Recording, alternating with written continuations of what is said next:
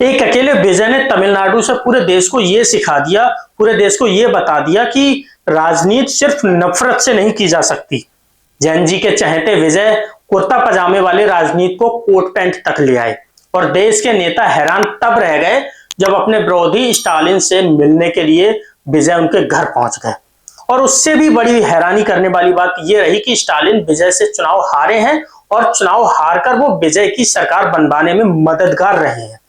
आज की तारीख में दोस्तों राजनीतिक दल पार्टियों को तोड़ने में लगे होते हैं और वहीं स्टालिन ने विजय की सरकार बनवाने में एक पुल की तरह काम किया है। विजय पूर्व सीएम स्टालिन के घर पहुंचे, स्टालिन से गले मिले, उनको शॉल ओढ़ाई, उनके पास बैठे। आपने दोस्तों पहले कभी ऐसी तस्वीर कहीं नहीं देखी होगी। दिल्ली में रेखा गुप्ता भी तो अरविंद केजरीवाल से मिलने जा सकती थी, बिहार में नीतीश कुमार तेजस्वी यादव से मिलने जा सकते थे, महाराष्ट्र में देवेंद्र फडणवीस उद्धव ठाकरे से मिलने जा सकते थे, हरियाणा में नायब सिंह सैनी दीपेंद्र हुड्डा से मिलने जा सकते थे, यूपी में योगी आदित्यनाथ भी अखिलेश यादव से मिलने जा सकते थे, लेकिन ऐसा कभी नहीं दिखा। दोस्तों तमिलनाडु में विजय ने बड़ी लकीर खींच दी है। हर कोई इस जेस्चर की तारीफ कर रहा है। विजय ने बता दिया कि सामने चुनाव लड़ने वाला हमेशा दुश्मन नहीं होता है। राज्य की तरक्की के रास्ते पर लेकर जाना है तो सबको साथ लेकर चलना है। ये कहने से कुछ नहीं होगा, साथ चलना भी पड़ेगा। कई लोग सोचते थे कि फिल्मों का हीरो है, राजनीति में क्या करेगा, लेकिन इतिहास गवाह है जब जनता किसी चेहरे में उम्मीद देख लेती है तो वही चेहरा आंदोलन बन जाता है। तमिलनाडु एक ऐसा राज्य जहां दशकों से राजनीति कुछ बड़े परिवारों और स्थापित पार्टियों के इर्द गिर्द घूमती रही। लोगों को लगता था कि यहां नया आदमी भीड़ तो जुटा सकता है लेकिन सिस्टम नहीं बदल सकता। लेकिन विजय ने अलग रास्ता चुना। ना रोज प्रेस कॉन्फ्रेंस की, ना हर मुद्दे पर कैमरे के सामने बयानबाजी की, ना सोशल मीडिया पर आकर घंटों ड्रामे किए। उन्होंने चुपचाप काम किया, बिल्कुल साइलेंट। लोगों के बीच गए, युवाओं को जोड़ा, ग्राउंड पर संगठन खड़ा किया और सबसे बड़ी बात दोस्तों, लोगों को यह महसूस करवाया कि राजनीति सिर्फ नेताओं की नहीं, जनता की भी होती है। शपथ ग्रहण में विजय बिल्कुल कूल थे, बहुत शांत, कोई गुरूर उनके चेहरे पर नहीं दिख रहा था। जब शपथ के बाद ग्रुप फोटो के लिए स्टाफ टेबल हटाने लगा तो विजय ने खुद स्टाफ की मदद की और टेबल को एक तरफ से उठा लिया। यह देखकर हर कोई हैरान हो गया और सोचने लगा कि ऐसा भी कोई मुख्यमंत्री हो सकता है। दोस्तों विजय साउथ फिल्म इंडस्ट्री के सुपरस्टार जरूर हैं, लेकिन शुरू से ही वो राजनीति में अपनी संभावनाओं को तलाशना चाहते थे। बचपन में एक्टर बने, जवानी में सुपरस्टार और पिछले 2 साल में विजय ने पार्टी खड़ी कर दी।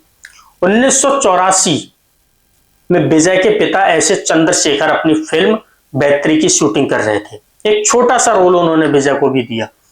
विजय की उम्र तब सिर्फ 10 साल की थी। इस रोल के लिए विजय को 500 रुपए मिले थे। विजय जब पैदा हुए तो उनके पिता स्ट्रगलर थे और उनकी माँ शोभा जो थी वो कॉन्सर्ट में गाने गाती थी। गाने के लिए करीब 100 रुपए मिलते होंगे। जिस दिन विजय की माँ गाने नहीं जा पाती थी उस दिन 2 वक्त का खाना भी मुश्किल से बनता था।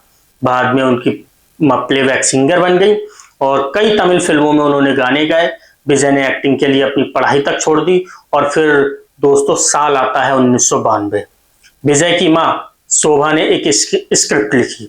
पिता ऐसे चंद्रशेखर ने उस पर फिल्म बनाई। फिल्म का नाम नालैया थ्रुपु रखा और इस फिल्म से ही 18 साल के विजय ने बतौर हीरो शुरुआत की। विजय ने अपने अब तक के करियर में 69 फिल्मों में लीड रोल प्ले किया है। 90 के दशक में रोमांटिक, 2000 के दशक में एक्शन हीरो और 2010 के बाद सोशल जस्टिस और नायक जैसी किरदार निभाए। हर दशक में विजय की फिल्मों की कमाई 10 गुना बढ़ी। 2012 के बाद की फिल्मों में विजय ने किसानों की परेशानियां, कॉर्पोरेट जगत, स्वास्थ्य की परेशानियां, चुनावी धोखाधड़ी, पॉलिटिकल भ्रष्टाचार के मुद्दों को अपने पर्दे पर दिखाया। 2021 में विजय सबसे ज्यादा ट्वीट करने वाले दक्षिण भारतीय एक्टर बने। विजय की फिल्मों का रिलीज किसी त्योहार से कम नहीं होता था। पहला शो सुबह 4 बजे होता था। उनके पोस्टर पर दूध चढ़ता था, ढोल नगाड़े बजते थे। चलिए अब बात दोस्तों तमिलनाडु की सियासत की भी कर लेते हैं। वहां एक रूल है, आधे अधूरे मन से कुछ भी ना करो। एमजीआर ने स्टारडम छोड़ा, सीएम बने। जयललिता ने स्टारडम छोड़ा, मुख्यमंत्री बनी। रजनीकांत बिना फिल्म छोड़े सफल होना चाहते थे, नाकाम हो गए। विजय ने यह सब कुछ समझ रहे थे, जान रहे थे। 2 फरवरी 2024 को उन्होंने अपनी पार्टी बनाई और फिल्मों को अलविदा कह दिया। इससे पहले 2009 में अपने अलग अलग फैंस क्लब को इकट्ठा करके मक्कल यक्कम नाम का एक संगठन बनाया। 2022 में यही संगठन तमिलनाडु के लोकल चुनाव में उतर गया और 169 में से 115 सीटें जीत ली। दोस्तों, विजय राजनीति में कदम मजबूत करने के लिए तमाम कोशिशें करते रहे, लेकिन पार्टी बनाने के 1 साल के बाद ही उनकी पर्सनल जिंदगी में तूफान आ गया। उनकी पत्नी ने तलाक के लिए अर्जी दाखिल कर दी।